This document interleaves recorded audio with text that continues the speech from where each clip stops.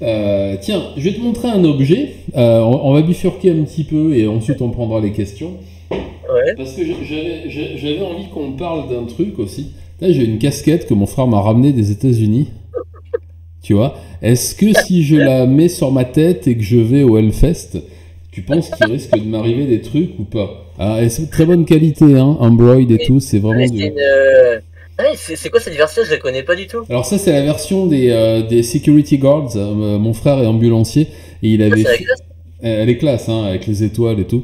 Ah ouais. Et en fait, ça c'est pour les officiers de sécurité, pour la garde rapprochée du sémillant Monsieur Trump.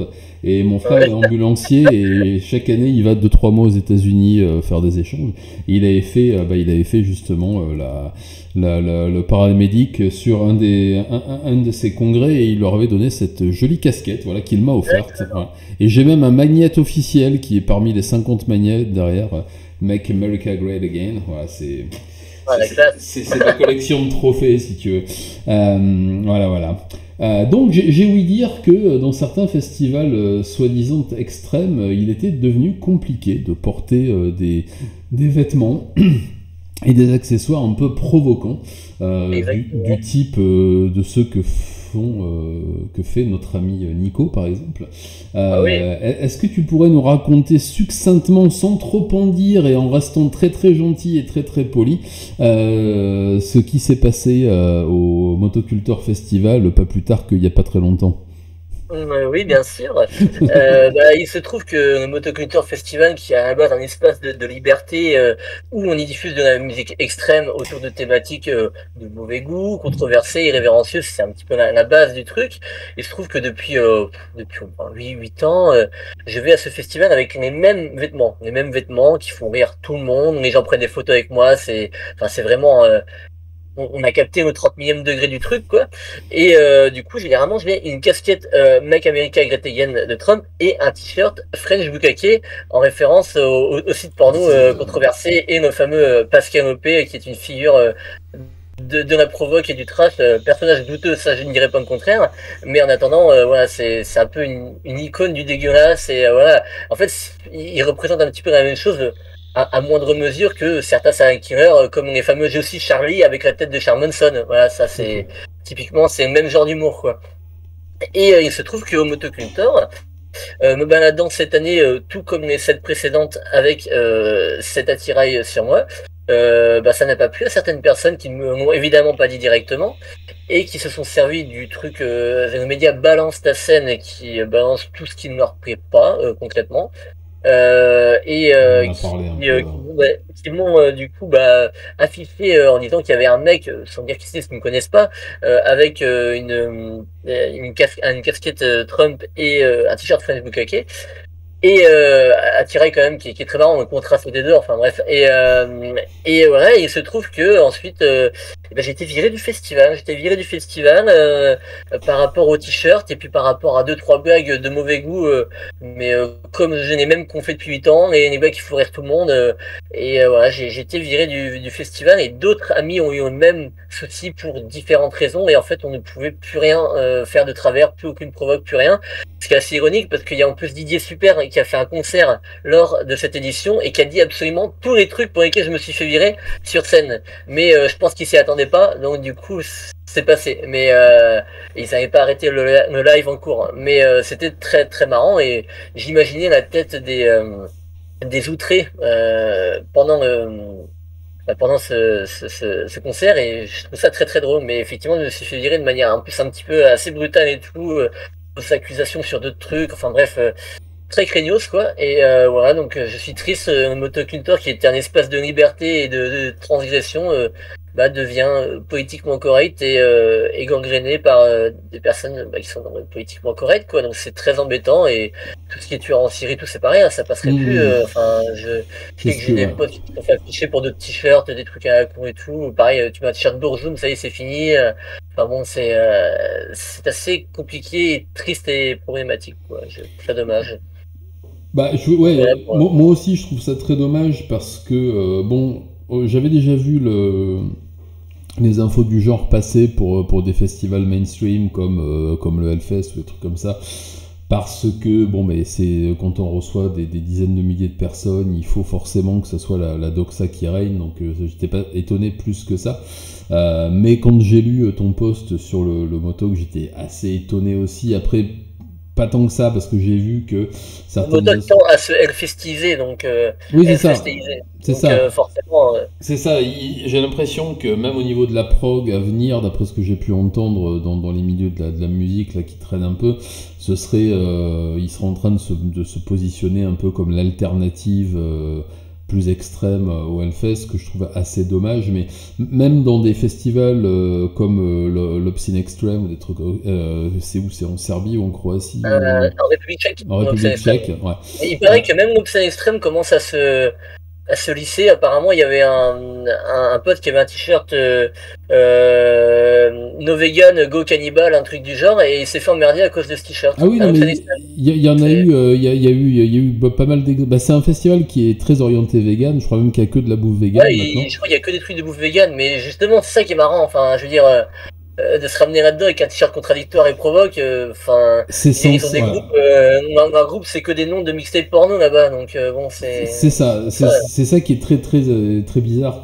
Il y a toujours eu il y a toujours eu des donneurs de leçons dans la musique, Kettle Decapitation, des gens comme ça qui ont toujours été très sur protection animale, bien-être animal et tout, mais avec de la grosse autodérision derrière, et c'est ça qui me fait vraiment peur.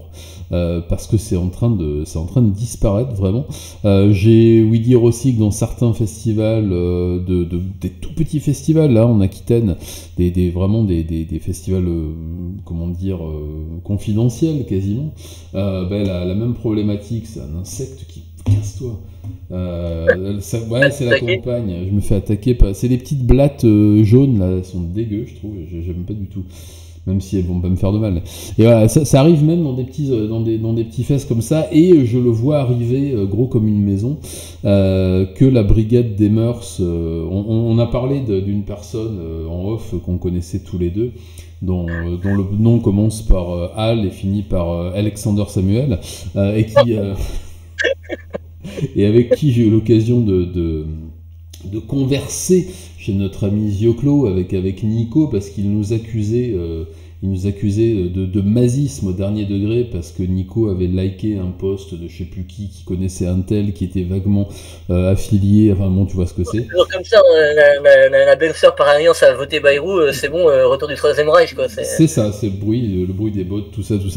Et en fait, je me suis un peu intéressé au travail qu'il fournissait. Je suis même étonné qu'il aille pas fourrer son gros tarbouif dans le cinéma, parce que ce qu'il fait dans la musique, je trouve que c'est extrêmement dommageable, dans l'acception première du terme. Il y a plein de concerts de black metal classiques qui ont été annulés. Tout à fait. Des trucs, Tout à fait.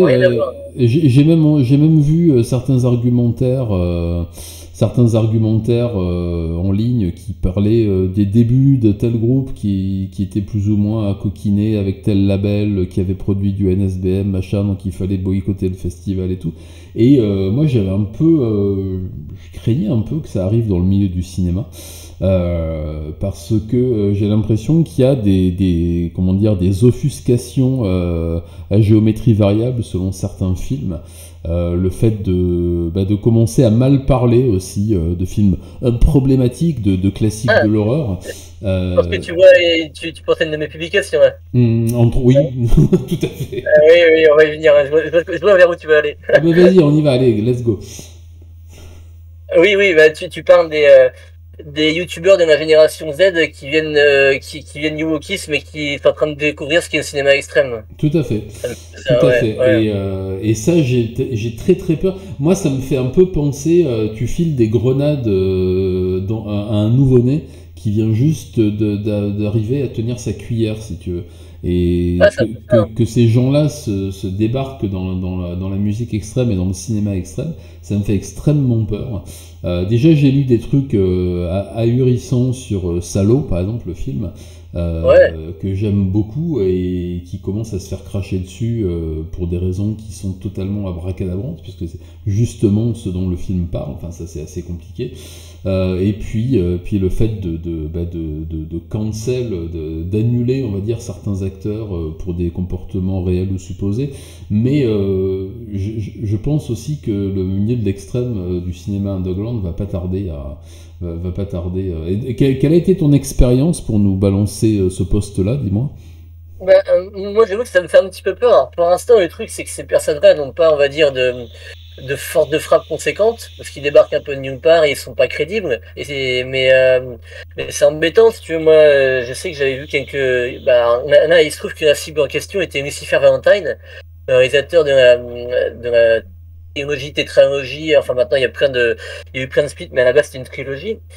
Ce sont des films controversés et dont d'ailleurs la base du film c'était un peu de faire des scènes de vomi non simulées. Enfin la base, je parle dans ce qu'on voit à l'image et justement ceux qui découvrent ça offusqué en sont quand même à dire qu'ils ne comprennent pas pourquoi ils se font vomir réellement.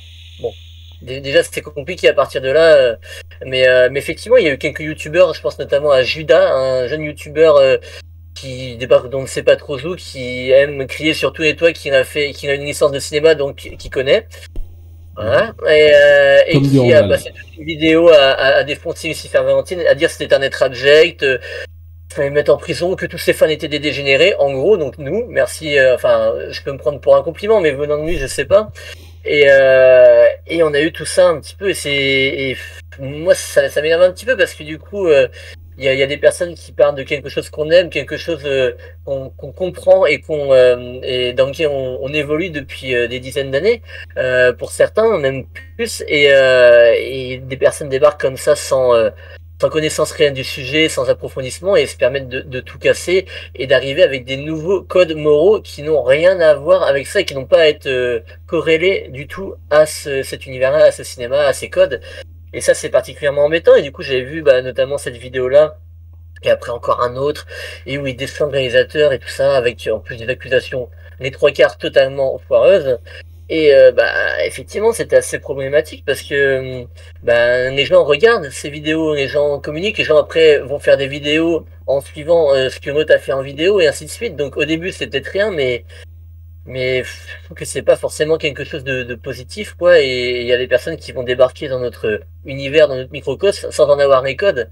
Et ça, c'est embêtant, quoi, quand même. Et effectivement, j'avais fait quelques publications coup de gueule. Alors après, bon, c'est peut-être un peu gratuit, mais des fois, on a besoin quand même de le faire. Et voilà, c'est nécessaire. Mais c'est vrai que ça peut être énervant. Ça me fait un peu penser, même beaucoup, à ce qui s'est passé dans les années 80 avec la Satanic Panic, quand le heavy metal, le jeu de rôle et puis le cinéma d'horreur aussi, mais plus générique, est arrivé un certain degré de notoriété et de mode, et que les évangélistes s'en sont emparés avec leurs outils à eux, avec leurs yeux à eux, avec leurs lunettes à eux, et on vouait ça aux gémonies et à Lucifer. Hein. Ça me fait un peu penser à la même chose, c'est-à-dire que regarder aujourd'hui à l'aune d'expériences artistiques qu'on peut avoir. Inversé, en vrai. C'est ça, oui, non, mais c'est complètement ça. Et les valeurs morales qui sont prônées, alors moi la morale m'a toujours enquiquiné, elle continue, hein, mais les valeurs morales qui sont prônées par ceux qui scrutent les films, qui scrutent la musique, qui scrutent les séries et tout, en leur donnant ça, et c'est pas alors l'inclusivité au maximum et tous ces traits-là, c'est très bien, mais ça s'applique aux productions qui sont actuellement en train d'être tournées, et pas à ce qui a été tourné il y a 10, 20, 30, 50, 70 ans, 80 ans. Buñuel par exemple, vu par un wok, on va dire, un voc, pardon, c'est c'est le curé que j'ai passé il y a pas longtemps, il dit les vocs, les prières vokistes. C'était pour la cérémonie d'ouverture des JO, il y a un curé qui a exorcisé les... c'était magnifique, j'ai oublié son nom, il est à Saint-Nicolas du Chardonneret là. Ils ont une réputation un peu controversée là-bas. Voilà, et c'est monsieur l'aumônier qui parlait de la cérémonie Vok. J'imagine le truc, ça devait être un peu ringard. C'était une prière Vok. Et effectivement, j'imagine que les snowflakes qui regardent certains films des années 60-70 dans le milieu du cinéma expérimental, du cinéma gore, mais même les films, même le premier film de Wes Craven aujourd'hui serait plus passable parce que visiblement la dernière maison sur la gauche, il est considéré comme problématique. Après, c'est un rap and revenge. Donc, du coup, il y a quand même le côté vengeance qui est. Ça permet. Je pense que les rap and revenge sont pas encore blacklistés grâce à la deuxième partie, en fait. Oui, oui, ouais, c'est vrai, oui. Oui, heureusement. Mais je vois des trucs qui traînent, je vois des petits posts de temps en temps de camarades, enfin de youtubeurs cinéma qui disent ouais, mais quand même, bon, il existe, c'est bien, mais. Par contre, un film comme Irréversible, c'est plus compliqué, Ah déjà. ben, j'en ai parlé la semaine dernière quand je faisais le top de mes films français préférés. Et effectivement, ben, tous les films de Gaspard Noé, ou presque, font partie des films que j'aime énormément. Mais c'est un film avec lequel beaucoup de gens ont beaucoup de mal, ouais, Irréversible. Justement, et généralement, bah, quand les gens sont outrés face à un film comme Irréversible, bah, je sais que moi et quelques amis qui aimons beaucoup le cinéma extrême de manière générale, on a tendance à rebondir un peu dessus, tu vois. Par exemple, au Hmm. moment de publication, ça c'est un truc que je faisais beaucoup pendant une période. Moi, j'ai un peu arrêté, mais bon, ça peut m'arriver de me refaire encore un peu. Mais par exemple, quand je vois quelqu'un qui s'offusque sur la scène de viol dans Irréversible, je lui dis que moi, je vais regarder au ralenti. Voilà, c'est... Oui, mais Généralement, je me prends des insultes dans tous les sens et je me dis je me la suis repassé ou je me la suis mis au ralenti et ça fait beaucoup rire les copains et il y en a qui me hurlent dessus après quoi. Bon. bah, s'offusquer de la scène de viol dans Irréversible, c'est un peu comme s'offusquer de la scène de débarquement dans Le Soldat Ryan, si tu Ah veux. oui, C'est un peu la base du film, donc bon. c'est clair. C'est ce qui crée tout l'aspect dramatique et les rebondissements et tout. Enfin oui, clairement, c'est ouais. Non, mais ça fait partie, ça fait encore partie, ça fait partie des films qui choquent encore. Seul contre tous, je sais que quand j'en parle régulièrement avec des so-called cinéphiles, c'est un film qu'ils ont beaucoup de mal à accepter parce que Le personnage de Philippe Laon, il est quand même brut de décoffrage quoi. C'est ouais. ouais, mais qu'est-ce qu'il est bien, c'est ça Ah ouais, surtout, c'est ça au ah moins oui, il est énorme, moi j'adore. Mais c'est- c'est bah, c'est un peu une fable nihiliste moderne, quoi. Moi, je vois un petit peu comme ça, mais c'est vrai que, ouais, puis avec toute la voix off, enfin, combien de dialogues de ce film sont repris pour des samples, pour des. Enfin, ah ouais. et les dialogues de ce film sont totalement cultes, quoi. Il y a les monologues de Philippe Laon, c'est assez fou. Mais enfin, c'était pardon un comédien que j'aimais vraiment beaucoup quoi. Bah, Ah c'était ouais, moi déjà aussi. le comédien fétiche de Noé, donc déjà rien que ça avait pas mal Ouais. joué. Et est-ce que tu vois toi dans la jeune génération là que tu connais, est-ce qu'il y a des gens qui commencent à se tailler un style qui risquerait de faire de marquer le cinéma dans 2 3 4 5 ans là, ou est-ce que pour l'instant tu vois Dans le rien venir? cinéma français. Dans le cinéma, ouais, bah oui, on va prendre le cinéma français. Ouais. Est-ce que tu vois des jeunes qui arrivent, hein, ou des moins jeunes, non? Ouais, bah, dans les cinéastes euh, qui font des films assez efficaces, assez radicaux, moi, bah, je sais que il y a notamment Rémi Barbe, je sais pas du tout si tu connais. Non. Il a à peu près mon âge et il avait notamment fait un film de fin d'études qui est un des meilleurs films de fin d'études que j'ai jamais vu, qui s'appelait Et le diable rit avec moi, en référence au morceau de Kickback. Mhm. Et le film est assez ouf et vraiment, enfin, c'est un espèce de jeune qui vit que de VHS bizarres, le mec qui est hyper misanthrope et tout ça. Et du coup, il y a un profil dans lequel, en fait, bah, nous, tous fans, on se retrouve énormément, quoi. Et c'est une sorte de descente aux enfers un petit peu du personnage et c'est vraiment très bon. Et je sais que il fait partie des. Si je crois que je l'ai vu, je dis une bêtise, il est sur Shadows, non? Alors, peut-être qu'il est passé sur Shadows depuis, Ouais. c'est possible. Nous, on Si, l'avait diffusé justement en avant-première je l'ai au vu. Cinémaster. Après, il y a d'autres Je l'ai cinéastes vu. comme Ok. Quarks aussi. Quarks, je sais pas si ça te dit quelque chose. Non, C'est, ouais, tout de suite, non, ça va me il est revenir après, j'imagine. moins jeune que Rémi, mais à la base, c'est un réalisateur typiquement qui adore Gaspard Noé. Ok. Et il avait fait un film qui s'appelait Nuit Noire, qu'on avait diffusé, un moyen métrage qu'on avait diffusé à une édition virtuelle du Sadic, et qui était très très proche de ce que peut être Irréversible, au niveau du style, au niveau de l'univers et tout. Et quoi, ça continue à faire différents trucs en cinéma. Maintenant, c'est un petit peu plus narratif, un peu plus, on va dire, professionnel dans un sens. Mais il a encore quelque chose d'assez efficace. Et après, il y a d'autres réalisateurs. Alors pour le coup, ça c'est plus connu. Il y a même un de ces films qui est sorti au cinéma, mais c'est du cinéma français. Et c'est un peu dans le sillon de Gaspard Noé parce que je crois que le mec avait été à un moment chef op ou assistant, je sais plus, de Gaspard Noé, mais c'est les films de Jean-Stéphane Sauveur. Je sais Ok. pas si ça te dit Mhm. quelque Si, chose. si, si, si. et qui avait réalisé Johnny Mad Dog sur les enfants Thunder en Afrique. Alors c'est un réalisateur français mais qui tourne tout le temps à l'étranger. Et quasiment, il avait fait sur les enfants Thunder en Afrique, sur un mec qui est bloqué dans une prison en Thaïlande et par rapport enfin, un truc bien violent, une sorte de Midnight Express plus quoi. Ok. Et là récemment, il avait sorti Black Fly avec Sean Penn qui ressemble un peu à Tombeau ouvert de Scorsese et sur un urgentiste désabusé qui se Oui, balade dans les rues de Harlem et tout. Et tout à fait. moi, je trouve que ça fait partie des cinéastes très efficaces. Ok, ok, ah, très bien. Ouais, donc, mais je suis assez content. Je suis assez content qu'il y ait des gens qu'il y ait des gens qui arrivent. Moi, je trouvais assez dommage ces réalisateurs français qui partaient aux États-Unis pour tenter de faire carrière et qui nous pondaient des trucs absolument inintéressants. Et aussi le nivellement du cinéma français sur le cinéma américain. Et effectivement, maintenant je crois que c'est effectivement le court-métrage que j'ai vu dont tu me parlais au début, qui est bien sur Shadows. Et si c'est ça, effectivement, j'avais été assez scotché par ce que j'avais vu. Et si c'est des réalisateurs qui arrivent à s'affranchir aussi de l'empreinte de ce qui marche, ça, je suis plutôt très heureux là-dessus. Bah, Euh, pareil, au Sonic Master, c'était, je crois, deuxième édition ou troisième, on avait diffusé aussi un film alors, il y avait trois films, c'était trois films, trois petits courts-métrages, dont un petit peu plus long, de deux réalisateurs qui sont complètement, plus ou moins inconnus et qui n'ont rien fait d'autre après, qui s'appellent Alex et Nico. Et les mecs, et du coup, on avait diffusé un film qui me semble, il y en a deux qui sont en noir et blanc, je crois. Et pour le coup, c'est des films bien extrêmes, bien dérangeants, pas spécialement gore, mais au niveau des thématiques, sur le plan moral, controverse et tout ça, ils ont fait des trucs qui est assez flous, notamment qui s'appelle Souffrance, avec le jeu de mots souffrance sous la France. Ah, ok, ok. Ouais.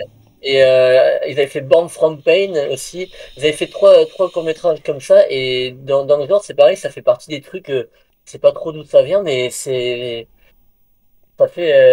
ultra efficace, quoi. Mais après, je pense qu'il y en a d'autres, mais là, le problème, c'est qu'ils me viennent pas spécialement en tête, Non, quoi. mais écoute, Mais bah, je il y a des mettrai. trucs vraiment intéressants, ouais, dans le cinéma français, quand même. Bah écoute, j'en suis assez ravi. Bah, je sais qu'il y a beaucoup de jeunes pousses au Japon, depuis longtemps d'ailleurs, et il y a un vrai cinéma off, un cinéma underground qui vit, qui a survécu à un moment, mais qui vit encore. Et je savais pas vraiment s'il y avait la même chose ici. Alors de temps en temps, il y a du Corneau et compagnie qui arrivent, mais Ouais, mais je suis pas très j'aime client. pas, moi, vraiment, Ah bon. j'aime pas du coup, moi. Moi non plus, bon, J'aime- bah, ça tombe bien, alors ça va. Je- ouais. mais après, voilà, je suis assez content de voir qu'il y a des choses, qu'il y a des choses comme ça qui ressortent. Moi, ça fait partie ça fait partie des choses qui ont fait que j'ai voulu aussi t'inviter pour qu'on parle de tout ça, parce que je craignais que j'ai eu beaucoup d'espoir quand YouTube, j'en ai déjà parlé 50 fois, et ceux qui me suivent savent déjà ce que je vais dire, mais j'avais beaucoup d'espoir quand YouTube est arrivé, pour la création, pour la diversité des points de vue, la diversité de la stylistique, que ce soit cinéma, la musique, etc. Et je me perçois que on s'est gouré, que ça devient une plateforme qui nivelle beaucoup par le bas. Et ça faisait pour moi partie des attributions qui faisaient que je faisais plus ou moins confiance aux internets quand ils sont arrivés, en me disant tiens, ça va nous permettre de diffuser. On se connaît pas très bien encore, mais moi je viens du milieu du fanzine. Dans les années 80, je produisais beaucoup de fanzines, de démo tapes, de choses comme ça, et ça circulait. Je pensais que Internet serait comme ça l'est partiellement, mais Ah, pas. au départ, c'était une alternative, mais je pense qu'après, c'est une alternative qui a été un petit peu gangrénée par différents éléments et du coup, c'est plus vraiment ce que ça devait être au départ, je pense. Non, ben non, c'est devenu une boîte à sponsors, quoi, tout simplement, C'est hein. ça, mais au départ, c'est vrai qu'Internet, on se dit, bah déjà, ne serait-ce qu'au niveau des moyens d'expression. Les moyens d'expression, avec l'arrivée d'Internet, c'est un nouveau canal qui vient de s'ouvrir, quoi. Donc, c'est tout plein d'opportunités, mais après, voilà, forcément, à chaque fois qu'il y a une innovation et quelque chose de puissant qui émerge, bah, voilà, il y a certaines personnes qui trouvent des intérêts là-dedans, qui mettent des billes, et puis, bah, la chose prend une autre tournure, quoi, un petit peu, mais c'est vrai que c'est dommage, ça. Bah, d'autant plus dommage que ça aurait pu être un instrument dont tout le monde aurait pu se servir à égal gain, et en gagnant-gagnant, ça ne l'est plus. Et je trouve ça assez paradoxal, mais agréablement paradoxal, que l'émergence d'une nouvelle génération dans l'extrême, que ce soit en musique ou en cinéma, vienne du support physique, que je croyais voué à mourir dans d'atroces souffrances à plus ou moins long terme. J'ai vu les prémices débarquer avec comment dire, l'engouement post-mortem pour le vinyle, puis pour la cassette audio, et puis le retour au DVD. Pareil, je pensais que le DVD c'était assez terminé. Je trouve ça assez intéressant que ce soit justement de ces caves underground que reviennent des nouveaux talents, et que ce soit de là peut-être que comment dire, qu'on puisse se sauver de tout cet aplanissement par le bas. C'est une des raisons pour lesquelles je voulais qu'on parle de tout ça.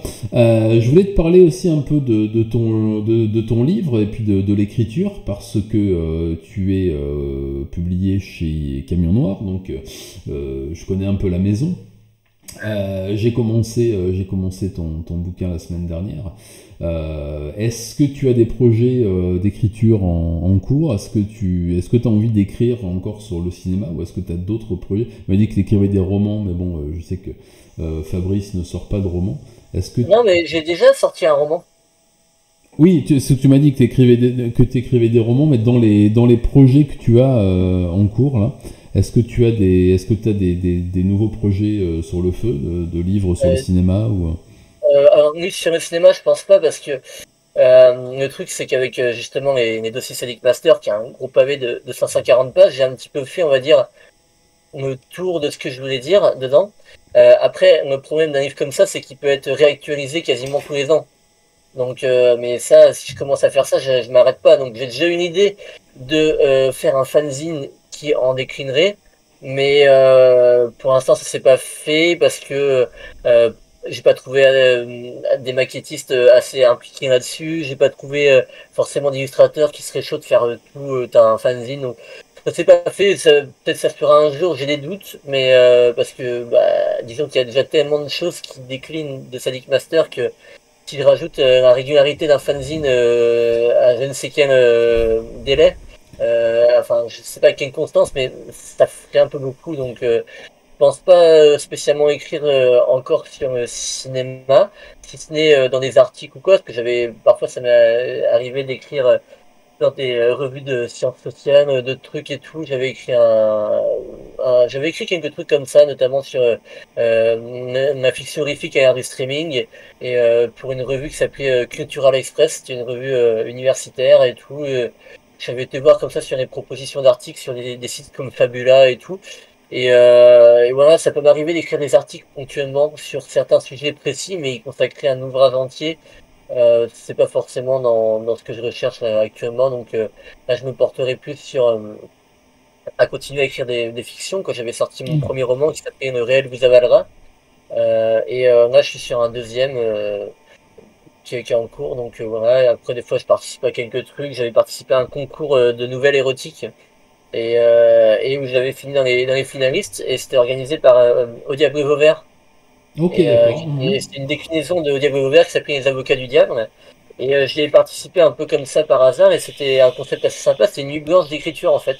On avait une thématique qui était imposée à minuit, et en gros on avait jusqu'à 10 heures du mat pour écrire une nouvelle de tel nombre de signes. Et donc si t'as pas d'inspiration, c'est foutu quoi. Et donc c'est un exercice assez sympa où il faut lutter aussi contre la fatigue et tout ça. Et parce que moi j'ai des nuits blanches, je peux en faire des soirées ou autres, ou des insomnies, mais une nuit blanche volontaire d'écriture, c'est assez rare que j'en De fasse quoi. travail, c'est compliqué, ouais, je C'est confirme. ça. Et du coup, j'avais fait ce truc-là, j'avais quand même réussi à le terminer, je l'avais renvoyé, et il se trouve que j'étais dans les finalistes du truc, et que ma nouvelle avait été dans le petit livre à la fin qui était sorti chez Au Diable Vauvert, et qui était une des meilleures nouvelles du prix érotique. Et c'est assez rigolo parce que j'ai lu les autres, et elles n'étaient pas du tout comme la mienne, et concrètement, ma nouvelle elle est que moyennement érotique. Enfin, c'est vraiment un truc qu'on aurait dit du seul contre tous mélangé à du SAD, quoi, tu vois. D'accord, ok. Donc, mais visiblement, ça a quand même interpellé les gens du jury. Et ouais, il a quand même été retenu. Mais voilà, des fois, je m'exerce à ce genre de choses. Mais sinon, pas d'autres projets littéraires en lien avec le cinéma.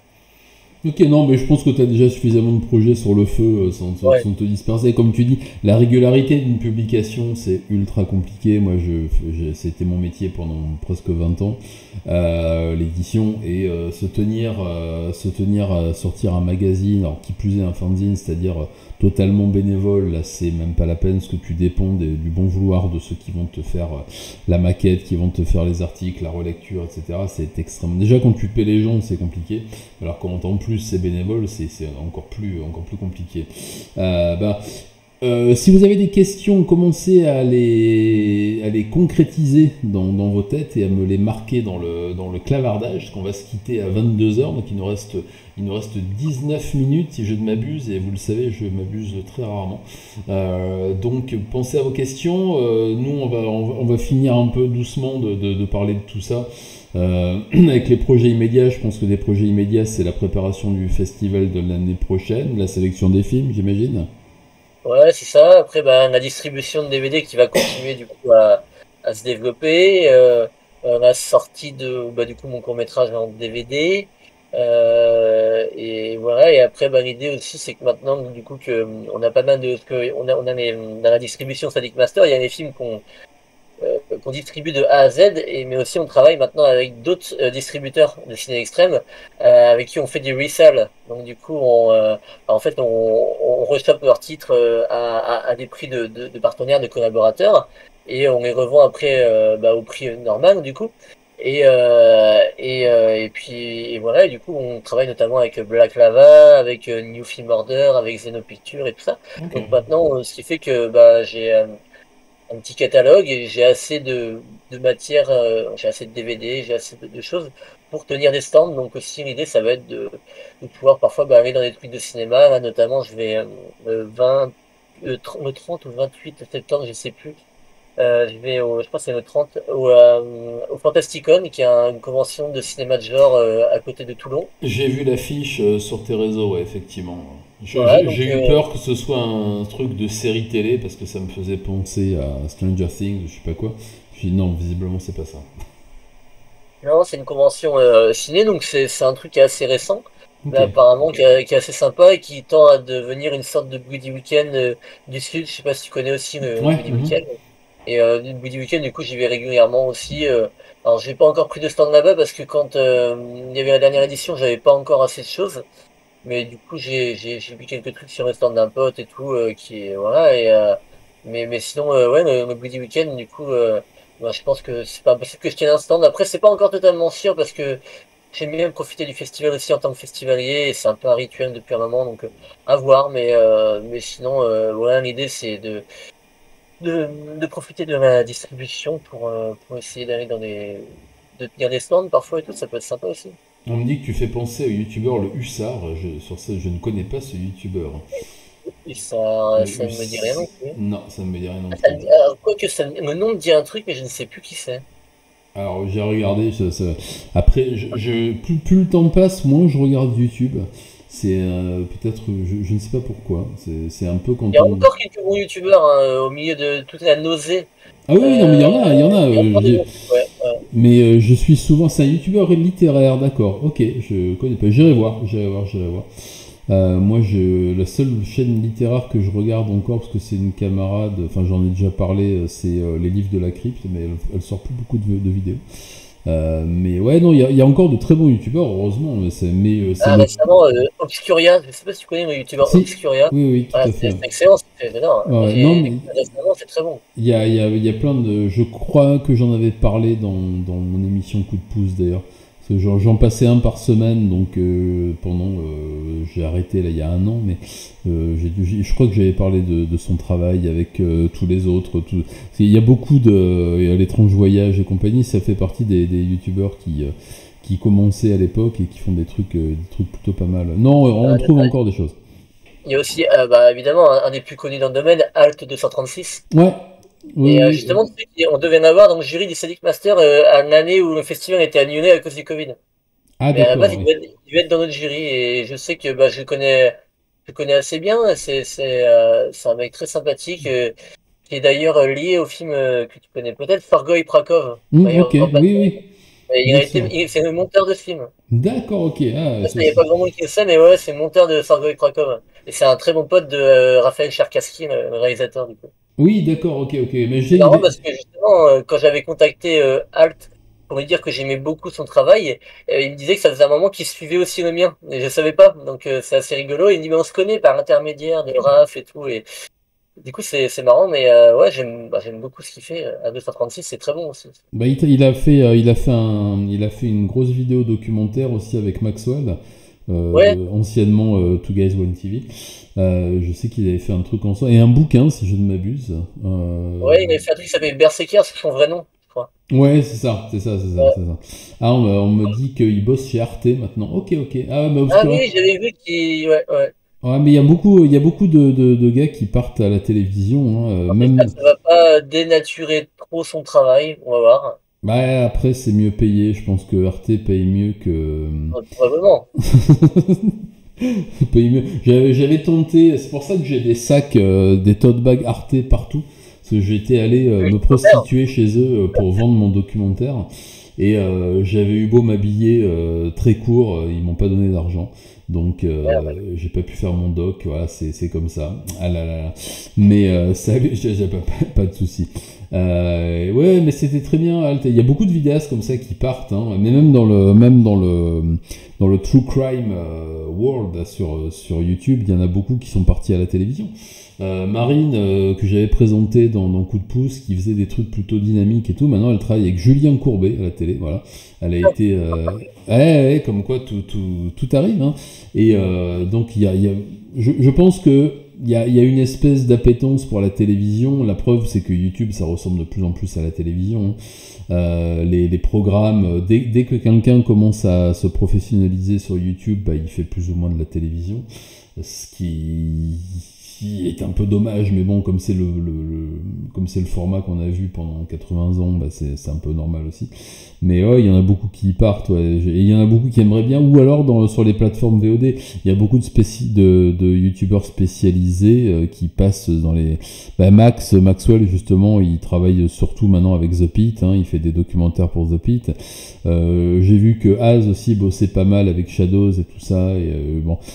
Je pense que c'est aussi une des solutions qu'on peut trouver pour monétiser ces contenus, parce que mine de rien, YouTube, c'est un énorme travail et ça fait 5 ans Bah, que je j'y pense suis. qu'après les très très gros youtubeurs, ils ont besoin de rien, du coup. Non, Mais ceux qui sont dans l'entre-deux un peu, qui c'est sont assez ça. populaires, mais qui peut-être que, ouais, après s'ils se font repérer, ça peut être effectivement une bonne alternative, au moins financière. Créative, je sais pas, mais financière au moins, Ah oui. bah, financière, ça te met à l'abri, c'est clair, Ouais, ça te met tout de suite à l'abri. Non, quand tu cartonnes et que t'arrives à 1 million ou 2 millions dans les 3 ans, t'as pas besoin de ça. Quoique ça peut être aussi une porte de sortie enfin ça peut être comment dire, un parachute surtout parce que bah, YouTube, ça peut s'arrêter très vite, hein. Il y en a certains qui l'ont connu. On peut être au sommet à avoir 3 4 5 millions d'abonnés et puis se casser la figure. Il suffit d'un ouais, strike mal placé, d'un petit scandale, d'un petit truc. Bon, c'est... ouais, c'est vrai. Ah non, c'est vraiment un métier. Moi, tu sais, bon, les amis abonnés le savent bien, mais moi, j'en vivais de ma chaîne il y a 2 ans, et aujourd'hui, je m'achète. Alors, je fume plus, mais si je fumais encore, je m'achèterais un paquet de clopes avec ce que j'ai sur YouTube, hein. Ah oui, Euh, t'en c'est- vivais avant? ah oui, j'en vivais, ouais, bien sûr. Et qu'est-ce qui a fait que ça s'est... Ouais, la même chose qui a fait que tu t'es fait virer du motoc, pour faire court. Voilà. D'accord. Mais c'est Ah, pas grave, c'est pas grave. Dans la vie, il faut savoir rebondir et puis faire d'autres trucs. Donc ça m'a permis de me remettre à d'autres activités. Je continue YouTube, mais beaucoup moins qu'avant. Mais aujourd'hui, ouais. c'est devenu un hobby et je le fais juste pour le plaisir, pas pour les sous. Voilà, j'ai arrêté de vendre mes fesses à YouTube. Je les vends à d'autres maintenant, mais qui payent mieux et qui payent tout de suite au moins. Et c'est merci Orge, c'est gentil. Ouais, c'était compliqué. C'est une petite période à vide là. On a beaucoup parlé avec Nico à cette époque-là, qui lui, la cancel, il la connaît depuis les années 80, et il m'a dit bah tu vois, maintenant t'as plus besoin de tuer de gens pour être cancel. J'ai dit oui, j'ai vu. Ouais. Mais en plus, je pense que ça, c'est assez marrant, justement. Ce qui est culture de tueur en série, selon ce que tu portes, j'ai l'impression que parfois, tu vas te faire blacklister euh, pour, en fait, même pas le pire t-shirt ou la pire représentation, parce que, je sais pas, justement, en soi, tu vois, je suis Charlie avec la tête de Charles Manson. Ouais, je Charles Manson, l'ai. il a tué quand même pas mal de monde en soi, tu vois, enfin, pas lui directement, mais voilà. Et, et ce qui est marrant, c'est que généralement, tu vas mettre la tête de, j'en sais rien, d'un mec qui a été accusé, qui a été, je dis bien accusé, hein, pas reconnu, de viol, par exemple, et ben, là, c'est foutu. Là, c'est foutu. Mais tu peux avoir un t-shirt de mec qui a tué 50 personnes. Si par contre, il y a des trucs comme ça un Mais petit ça peu. commence à passer, hein. Ça, là-dessus, tu sais que les t-shirts, bah, tu connais la boîte Hate Couture. Bien sûr, ouais. J'en parle pas trop parce que je sais que Nico il les aime pas Oui, oui, trop. oui. J'ai connu l'embrouille, je vois très bien de quoi il est question. À propos de t-shirts justement. Et Ouais, bah, ils font beaucoup de t-shirts un peu, voilà, un peu. J'aime beaucoup ce. ouais. Oh, j'en avais un, j'avais No Pain No Gain avec la tête de Ed Gein. Ben, on me l'a ramené du Hellfest, je crois que c'est le dernier truc intéressant qui reste au Hellfest, c'est les accessoires. Et justement, les t-shirts que produit Hate Couture, ou même ceux que produit Nico, ça commence à être compliqué de les porter parce que il y a justement cet aspect moral qu'on essaie de trouver dans chaque chose. Et Tranquille Emile avec la tête d'Emile Louis, il passe plus. par exemple, je pense qu'il va. Alors pour l'instant, je sais pas si la tête. Ce qui s'est passé, avec les tueurs en série américains, c'est qu'ils ont été ultra médiatisés, si tu veux. Et l'énorme succès de la série sur. Merde, c'est quoi non, c'est pas Mindhunter, c'était. Ah, C'est laquelle la dernière qui est sortie oui, oui, oui, sur Dahmer. Ouais, sur Dahmer, voilà, c'est celle sur Ouais, Dahmer. ouais. Ouais, c'est celle sur Dahmer. Bah, justement, comme beaucoup de gens pensaient que c'était un personnage de fiction à la cartonnée, il y a eu Ouais. beaucoup de merchandising de fait sur la série. Ah oui, Et puis, ça a été le déguisement le plus porté à Halloween au moment de sa sortie aux bah, États-Unis. Donc, ça, c'était. c'est rigolo, justement, une fois j'étais à une soirée gothique et il y avait un mec qui s'était mis en cosplay Dahmer. Et j'ai été me voir et j'ai commencé à lui parler en détail de l'affaire de Dahmer et je dis du coup t'aimes bien te branler dans les cerveaux, t'aimes bien mettre de l'acide comme ça et le mec en fait il était choqué, il s'est barré. Je dis mec t'as habillé un Dahmer, qu'est-ce que tu me fais là? Mais C'est c'est la c'est assez marrant. Ah mais c'est ça, mais c'est ça que je trouve très drôle et très paradoxal, c'est que cette SK culture, tiens, tu parlais du cinéma de genre que certaines personnes ont du mal à appréhender parce qu'ils n'ont pas les codes quand ils arrivent dans ce milieu. La SK culture, c'est la même chose et on en parle souvent avec Nico. Avec l'arrivée des plateformes de VOD, genre Netflix, qui se sont mis à faire de la grosse production de séries et de documentaires sur les tueurs en série américains principalement, il y a des gens qui n'étaient pas prêts, qui sont arrivés dans ce milieu-là et qui découvrent ça. Qui adorent ce qu'ils voient sur Netflix. Par contre, si c'est produit par Nico Clos, ils aiment plus parce que c'est mal. Ouais. Tu vois, c'est ça qui est très amusant aussi, c'est de voir à quel point on peut twister dans le paradoxe sans arrêt dans ce Ah, par milieu-là. contre ils se sont fait tous les faits entrer accusés quoi. Ouais, c'est ça, hein, mais bien sûr. Mais c'est comme dans Barbac, tu sais, un de mes films Oui, français oui, préférés de ces dernières années. oui, j'aime beaucoup aussi. Ouais. Et voilà, on est vraiment là-dedans et j'ai trouvé que c'était vraiment au-delà de l'aspect très très cool de ce film. Je trouve que l'espèce de petite analyse sur les fans de True Crime à la télévision était très très intéressant. Et vraiment très intéressant. Par contre, de là à passer à l'acte, je pense que nos amis fans de Christophe Ondelat sont pas encore prêts, je pense. Oui, bah, oui, oui, oui, forcément ça. À partir du moment où ça salit un petit peu, ça devient compliqué, quoi. Ah non, non, c'est clair. Toi, Quand il faut découper, quand il faut ranger et tout, c'est avec ton compliqué. passé, tu es arrivé avec 35 ans de retard aujourd'hui. Au lieu d'être cancel, tu serais député à l'FI. Ouais, ça. Et puis j'irai manger à la cantine à la cantine de l'Assemblée nationale. Et franchement, ça me plairait bien d'être député à l'FI. En plus, t'as des voyages gratuits, je sais pas, à Gaza et tout. C'est trop bien. Et puis t'as même le droit de frapper ta femme. T'as le droit, c'est gratuit. Tu gagnes. T'as une carte contre Uno à chaque fois. Ah là. Ça existe encore les soirées goth? Ben oui, j'ai découvert ça aussi, que ça existait encore. Ouais. Oui, bien sûr, ça s'est jamais arrêté, ouais. Et les soirées gothiques, ouais, il y en a au Cave Saint-Sabin, à la Péniche Concorde et tout, ouais. Moi je les ai connus dans les années 90 quand ça commençait à s'appeler un peu comme ça. Il y avait mais une ce qui est boîte. marrant, c'est que les soirées justement goth en péniche, c'est le même organisateur, je crois, depuis genre 30 ans, et il n'a pas pris une ride, c'est deux Asiatiques, et je crois qu'ils n'ont pas pris une ride en 30 ans, enfin, ils doivent boire du sang de vierge, c'est pas possible. Ouais, mais c'est souvent ça. En Asie, on fait beaucoup ça. En Asie, Ouais, le continent, là, attention les amis, en Asie, ASIE, ok, oui, ça attention, suffit. pas comme ça, s'il vous plaît. Et oui, mais je me rappelle plus non, cette boîte. Il y avait une boîte. C'était où? C'était. Les caves Chapelet, les caves Saint-Sabin, le Attends, club, ça va me revenir, ça va me revenir. Le Coslo, c'était à Bordeaux. On allait à Bordeaux, là, c'est sur les quais. c'est à Paris essentiellement. C'était à Paris, c'était dans le 18e, c'était Place Pigalle. De l'autre côté des cabarets, c'était. Comment ça s'appelait? Peut-être le Chapelet, hein. Ah, c'est possible. C'est Ouais, possible. Et ouais, c'est peut-être les caves du Chapelet, ça doit être ça. Alors, c'était dans 94, 95, 96.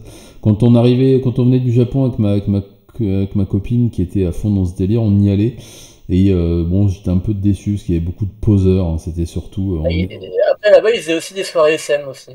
Dans cet endroit, je sais pas si c'est le même.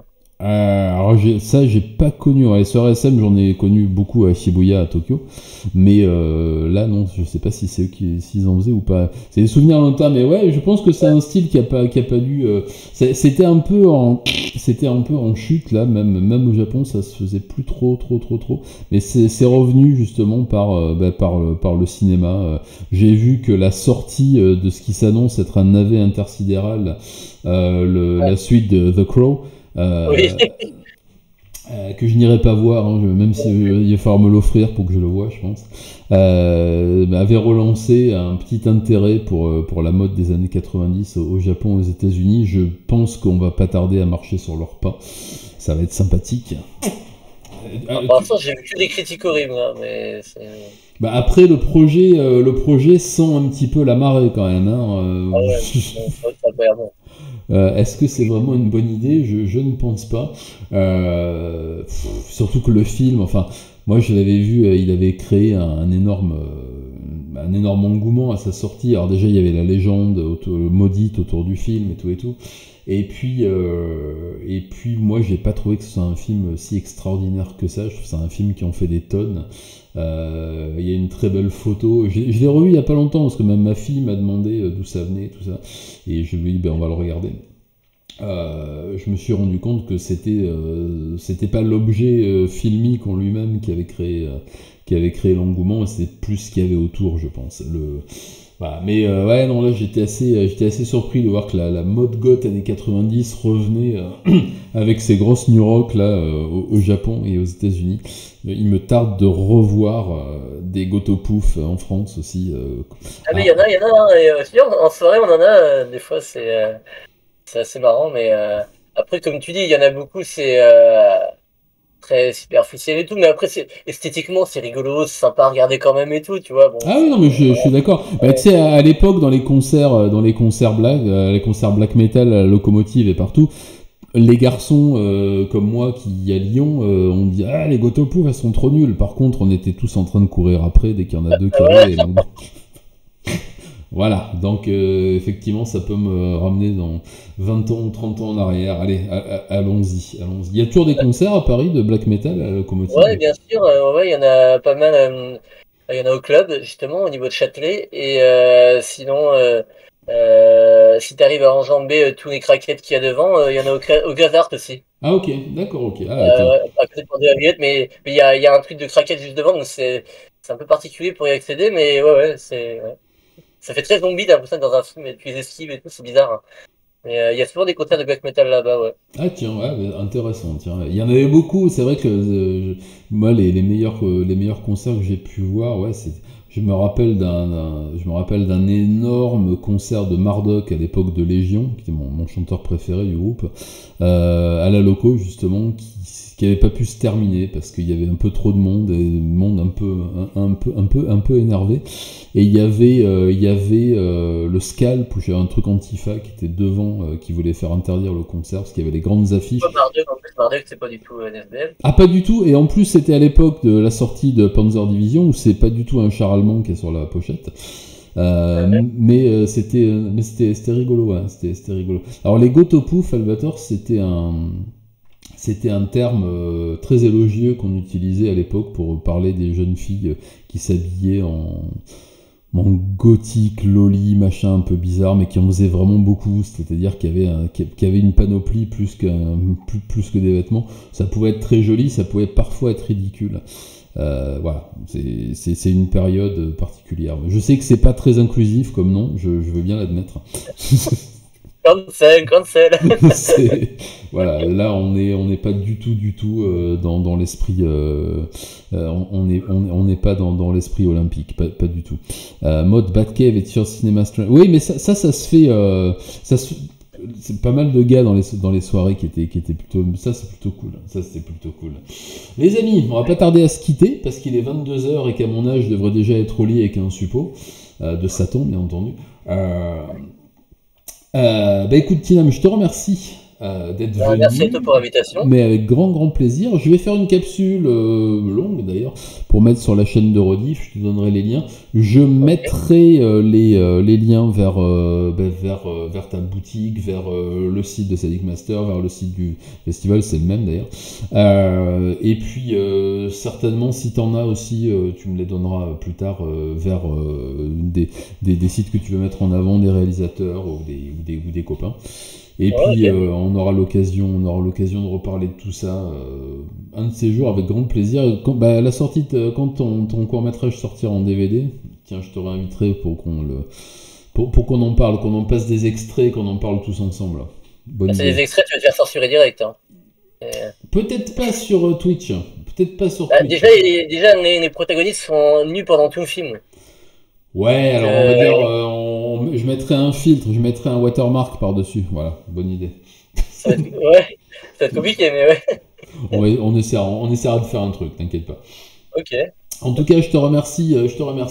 Je ne peux que vous inciter, les amis, à vous procurer ce DVD immédiatement. Voilà, vous comprendrez ce que c'est que des émotions en voyant un mockumentary aussi génial que celui-là. Je sais, j'en fais des tonnes, mais j'aime ce film. Voilà, je sais que Az se moque de moi à chaque fois que j'en parle. Ouais, il n'aime pas trop, lui. Si, il aime bien, mais il me dit t'es vraiment hyper enthousiaste pour ce film, merde. Je dis ouais, qu'est-ce que tu veux. Des fois, tu as un film, il t'attrape, lui il m'a attrapé, c'est comme ça. Non, si, il aime bien, je pense, mais ouais, non, c'est assez rigolo. Les amis, je vous souhaite une très bonne soirée. Tinam, je te souhaite une très bonne soirée aussi. Merci à toi aussi. Et ben, je te remercie. Bon week-end. Nous, on se retrouve lundi pour un petit Satsudi live, celui que j'ai pas pu faire lundi parce que j'avais plus de connexion. Et puis passez un bon week-end. Il n'y aura pas de première ce week-end, il y en aura une la semaine prochaine, une avant-première. Je vais sortir un autre poème filmé là, sans tarder. Les amis, je vous embrasse pour ceux que ça intéresse et pour les autres, je vous dis à lundi. Matane.